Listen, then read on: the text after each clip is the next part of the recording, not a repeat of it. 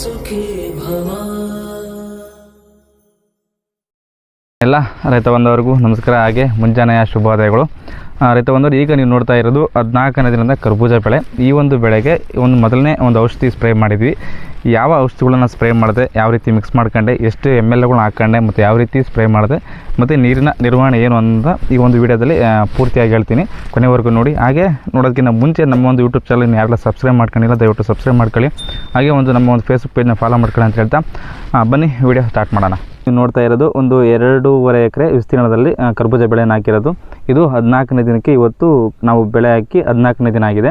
ಇದಕ್ಕೆ ನಾವು daily observe ಮಾಡ್ತಾನೆ ಇರಬೇಕಾಗುತ್ತೆ. ಮತ್ತು ಯಾವ ರೋಗ ಇದೆ, ಯಾವ ರೀತಿ ಇದೆ ಗಿಡ, ಮತ್ತು ಹೆಲ್ತಿಯಾಗಿದೆಯಾ, ಎಲೆ ಹೆಂಗಿದೆ, ಮತ್ತು ಮಚ್ಚೆ ಹೊಡಿತಾ ಇದೆಯಾ, ಮತ್ತು ಎಲೆ ಏನಾದರೂ ತೂತ ಬಿದ್ದಿದೆಯಾ, ಮತ್ತು ಏನಾದರೂ ಕಾಣಿಸ್ತಾ ಇದೆಯಲ್ಲ, ಟ್ರಿಪ್ಸ್ ಏನಾದ್ರು ಇದೆಯಲ್ಲ, ಏನಾದರೂ ಮುಟ್ಟ ಆ ಥರ ಏನಾರು ಆಗ್ತಿದೆಯಾ ಅಂತ ಡೈಲಿ ಅಬ್ಸರ್ವ್ ಮಾಡ್ತಾನೆ ಇರಬೇಕಾಗುತ್ತೆ. ಇನ್ನು ಮುಂದೆ ಇಲ್ಲಿವರೆಗೂ ಅಷ್ಟೊಂದಿರಲ್ಲ, ಇಲ್ಲಿ ಮುಂದೆ ಸ್ವಲ್ಪ ಡೈಲಿ ಅಬ್ಸರ್ವೇಷನ್ ಜಾಸ್ತಿ ಇರಬೇಕು.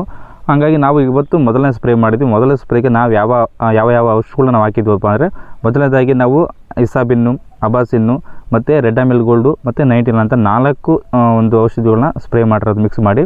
ಯಾವ ಔಷಧಿಗಳು ಎಷ್ಟೆಷ್ಟು ML ಹಾಕೊಂಡಿವಪ್ಪ ಅಂದರೆ, ನಾವು ಮೊದಲನೇದಾಗಿ ಇಸಾಬಿನ್ನು 30 ml, ಪ್ರತಿಯೊಂದು 20 ಲೀಟ್ರ್ ಕ್ಯಾನಿಗೆ ಹೇಳ್ತಾ ಇರೋದು ನಾನು.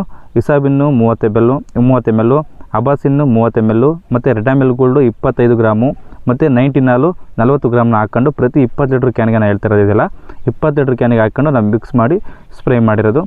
ಇವು ಏನೇನು ಕೆಲಸ ಮಾಡ್ತೇವೆ, ಇವನ್ನೇ ಯಾಕೆ ನಾವು ಸ್ಪ್ರೇ ಮಾಡಿದ್ವಿ ಅಂತ ನಾನು ಹೇಳ್ತೀನಿ ಹಿಂಗೆ ವಿಡಿಯೋದಲ್ಲಿ ಮುಂದೆ. ಫಸ್ಟ್ ಇವನ್ನೆಲ್ಲ ಮಿಕ್ಸ್ ಮಾಡ್ಕೊಂಡು ನಾವು ಯಾವ ಥರ ಸ್ಪ್ರೇ ಮಾಡಿದ್ವಿ ಅಂತ ನೀವು ನೋಡ್ತಾ ಇದ್ದೀರಾ. ಎಲ್ಲ ಪ್ಯಾಕೆಟ್ಗಳು ಓಪನ್ ಮಾಡ್ಕೊಂಡು ಸರಿಯಾದ ಪ್ರಮಾಣದಲ್ಲಿ ಅಳತೆ ಮಾಡ್ಕೊಂಡು ಹಾಕಬೇಕಾಗುತ್ತೆ. ಯಾಕಂದರೆ ಚಿಕ್ಕ ಗಿಡ ಸ್ವಲ್ಪ ವೇರಿಯೇಷನ್ ಆತಂದ್ರೂ ಸ್ವಲ್ಪ ಗಿಡ ಬರ್ನ್ ಆಗೋ ಚಾನ್ಸ್ ಇರುತ್ತೆ. ಹಂಗಾಗಿ ಏನು ನಿಮ್ಮ ಒಂದು ಪ್ಲಾಟ್ನ ಯಾರು ಮೇಂಟೈನ್ ಮಾಡ್ತಿರ್ತಾರಲ್ಲ, ನಾವು ಏನು ಹೇಳ್ತೀವೋ ಅದನ್ನೇ ಒಂದು ಪಕ್ಕ ಹಾಕೊಂಡು ಮಾತ್ರ ನೀವು ಸ್ಪ್ರೇ ಮಾಡಬೇಕಾಗುತ್ತೆ.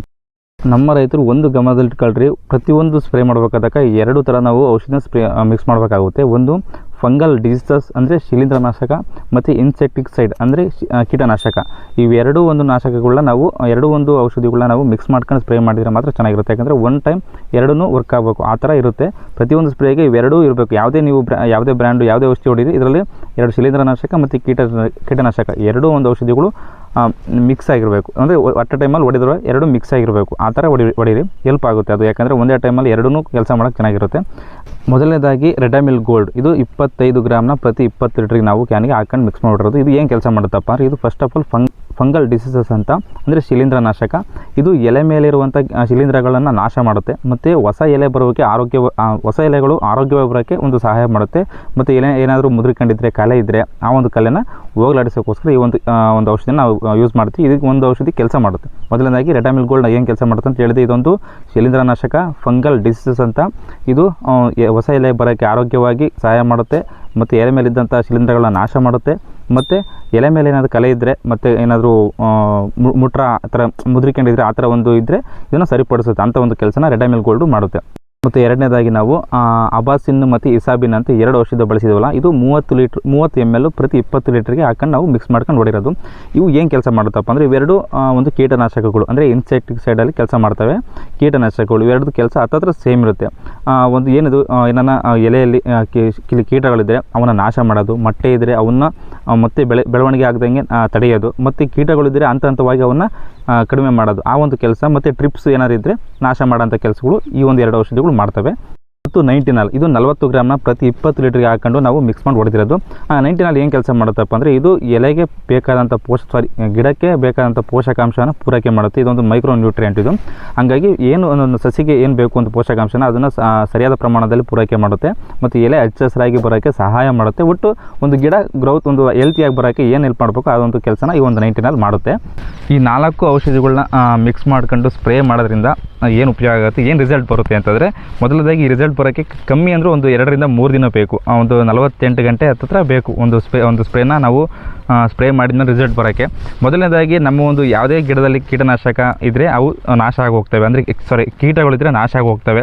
ಅಂದರೆ ಇವೇನಾದ್ರು ಎಲೆ ಬಂದು ಕಡಿಯೋದು, ಹಸುಳು ಆ ಥರ ಏನಾದಿದ್ರೆ ಹೋಗ್ತವೆ. ಮತ್ತು ಶಿಲೀಂಧ್ರ ನಾಶ ಆಗಿ ಹೋಗ್ತವೆ, ಅಂದರೆ ಟ್ರಿಪ್ಸು ಆ ಥರ ಇದ್ರೂ ಕಂಟ್ರೋಲ್ ಆಗುತ್ತೆ. ಮತ್ತು ಒಂದು ಸಸಿಗೆ ಒಂದು ಒಳ್ಳೆ ಪೋಷಣೆ ಸಿಗುತ್ತೆ, ಜೊತೆಗೆ ಎಲೆಗಳು ಹಚ್ಚ ಹಸಿರಾಗಿ ಮತ್ತು ಒಂದು ಗಿಡ ಒಳ್ಳೆ ಆರೋಗ್ಯವಾಗಿ ಬರೋಕ್ಕೆ ಸಹಾಯ ಮಾಡ್ತೇವೆ ಒಂದು ಔಷಧಿಗಳು. ಇದು ಇವು 4 ಔಷಧ ಈ ಮಿಕ್ಸ್ ಮಾಡ್ಕೊಂಡು ಹೊಡೆಯೋದ್ರಿಂದ ಏನಾಗುತ್ತೆ, ಯಾವ ರೀತಿ ಹೊಡಿಬೇಕು ಅಂತಂದರೆ ಒಂದು ಮೀಡಿಯಮ್ ಪ್ರೆಸರ್ ಇಟ್ಕೊಂಡು ಒಂದು ಸ್ವಲ್ಪ ಜೋರಾಗಿ ಹೋಗ್ಬೇಕಾಗುತ್ತೆ. ಗಿಡ ಚಿಕ್ಕದಾಗಿರೋದ್ರಿಂದ ಅದಕ್ಕೆ ಎಷ್ಟು ಬೇಕೋ ಅಷ್ಟು ಔಷಧಿ ಸಿಂಪಡಣೆ ಆಗುತ್ತೆ. ಹಂಗಾಗಿ ನಾವು ಸ್ವಲ್ಪ ಜೋರಾಗಿ ಹೋಗ್ಬೇಕಾಗುತ್ತೆ. ನಾವು ಒಂದು 2.5 ಎಕರೆ ವಿಸ್ತೀರ್ಣದಲ್ಲಿ ಹೊಡಿಬೇಕಾದಾಗ ಕಮ್ಮಿ ಅಂದರೆ ಒಂದು 7ರಿಂದ ಒಂದು 8 ಡ್ರಮ್ ಆಯಿತು ಹೊಡೆಯೋಕ್ಕೆ ಸಾಕು ಅಂತ. ಸಾಕು ಅಷ್ಟೇ, ಒಂದು ಬೇಗ ಹೊಡಿಬೇಕಾಗುತ್ತೆ. ಅಂದರೆ ಬೇಗ ಸ್ವಲ್ಪ ಸ್ಪೀಡಾಗಿ ಹೋಗಿ ಕವರ್ ಮಾಡಬೇಕು. ಒಂದು 6ರಿಂದ 7 ಡ್ರಮ್ ಹೊಡೆದ್ರೆ ಸಾಕು ಒಂದು 2 ಎಕರೆ ವಿಸ್ತೀರ್ಣದಾಗ. ಮತ್ತು ನೀರಿನ ನಿರ್ವಹಣೆ ಹೇಗಿರ್ಬೇಕಂದ್ರಪ್ಪ ನೋಡಬೇಕು. ಈಗ ಒಂದು ವಾತಾವರಣ ಬಿಸಿಲು ಜಾಸ್ತಿ ಇತ್ತು ಅಂದರೆ ದಿನ ಬಿಟ್ಟು ದಿನಕ್ಕೆ ಒಂದು 20ರಿಂದ ಒಂದು 30 ನಿಮಿಷದೊಳಗೆ ಕೊಟ್ಟರೆ ಸಾಕು. ನೀರಿನ ನಿರ್ವಹಣೆ ಸಾಕಾಗುತ್ತೆ. ಗಿಡ ಅಷ್ಟಕ್ಕೆ ಬೇಕಾಗುತ್ತೆ. ನೀರು ನಾವು ಎಷ್ಟು ಚೆನ್ನಾಗಿ ಕಂಟ್ರೋಲಾಗಿ ಕೊಡ್ತೀವೋ ಅಷ್ಟು ನಮ್ಮ ರೋಗಗಳು ಕಂಟ್ರೋಲ್ ಆಗಿರ್ತವೆ. ಇಲ್ಲಾಂದರೆ ನಾವೇನೋ ನೀರಿದ್ದಾವೆ ಅಂತ ಬಿಡೋದು, ಇಲ್ಲಿ ಬಿಸಿಲಿದೆ ಅಂತ ಬಿಡೋದು, ಅದು ನೋಡೋದು. ಬೆಡ್ನ ಫಸ್ಟು ನಾವು ಯಾವ ರೀತಿ ನೋಡ್ಬೇಕಂದ್ರೆ ನೋಡಿ ಈ ಥರ ಹಿಂಗೆ ಪ್ರೆಸ್ ಮಾಡಿದರೆ ಸ್ವಲ್ಪ ಯಾವಾಗಲೂ ನೋಡಿ ಪ್ರೆಸ್ ಮಾಡಿದರೆ ಯಾವಾಗಲೂ ಹಿಂಗೆ ಸ್ವಲ್ಪ ಒಳಗೆ ಹೋಗಬೇಕು, ಸ್ಮೂತಾಗಿರಬೇಕು. ಹಂಗಿದ್ದರೆ ಆ ಥರ ಇದ್ದರೆ ಸಾಕು. ಅದು ಬಿಟ್ಬಿಟ್ಟು ನಾವು ನೀರು ಕಡಿಮೆ ಬರೋ ಥರ ಬಿಟ್ಟರೆ ನಾವೇ ರೋಗ ತಂದ್ಕೊಳಂಗಾಗುತ್ತೆ ಒಂದು ಸಸಿಗಳಿಗೆ. ಹಂಗಾಗಿ ನೀರನ್ನ ಸ್ವಲ್ಪ ಎಷ್ಟು ಕಂಟ್ರೋಲಾಗಿ ಇಟ್ಕೊಂಡು ನಾವು ಮೇಂಟೈನ್ ಮಾಡ್ತೀವೋ ರೋಗನೂ ಅಷ್ಟೇ ಕಂಟ್ರೋಲ್ ಆಗಿರುತ್ತೆ ನಮ್ಮ ಒಂದು ಕರ್ಬೂಜ ಫ್ಲ್ಯಾಟ್ಗಳಲ್ಲಿ. ಇದಿಷ್ಟು ಈ ವಿಡಿಯೋದ ಮಾಹಿತಿ ಆಗಿತ್ತು. ಇದೇ ರೀತಿ ನಾವು ಯಾವ ಸ್ಪ್ರೇ ಮಾಡ್ತೀವಿ, ಯಾವ ಸಾಲಿಬಲ್ ಕೊಡ್ತೀವಿ, ಯಾವ ರೀತಿ ಕೊಡ್ತೀವಿ, ಅವೆಲ್ಲ ಏನು ಕೆಲಸ ಮಾಡ್ತೀವಿ ಅನ್ನೋದನ್ನ ಪ್ರತಿಯೊಂದು ಇನ್ಫಾರ್ಮೇಷನ್ನ ಪ್ರತಿಯೊಂದು ಉಪಯೋಗ ಆಗುವಂಥ ಮಾಹಿತಿಗಳನ್ನ ನಮ್ಮ ಒಂದು ಯೂಟ್ಯೂಬ್ ಚಾನಲಲ್ಲಿ ಮತ್ತು ನಮ್ಮ ಒಂದು ಇನ್ಸ್ಟಾಗ್ರಾಮ್ ಒಂದು ಅಕೌಂಟ್ಗಳಲ್ಲಿ ಆಗ್ತಾನೆ ಇರ್ತೀವಿ. ಈ ಒಂದು ಇನ್ಫಾರ್ಮೇಷನ್ ವಿಡಿಯೋಗಳು ನಿಮಗೇನಾದರೂ ಬೇಕು, ನಿಮಗೇನಾದರೂ ಬೇಗ ಸಿಗಬೇಕು ಅಂದರೆ ದಯವಿಟ್ಟು ನಮ್ಮ ಒಂದು ಅಕೌಂಟ್ನ ಫಾಲೋ ಮಾಡಿರಬೇಕಾಗುತ್ತಿಲ್ಲ, ನಮ್ಮ ಒಂದು ಚಾನಲ್ ಸಬ್ಸ್ಕ್ರೈಬ್ ಮಾಡ್ಕೊಂಡಿರ್ಬೇಕಾಗುತ್ತೆ.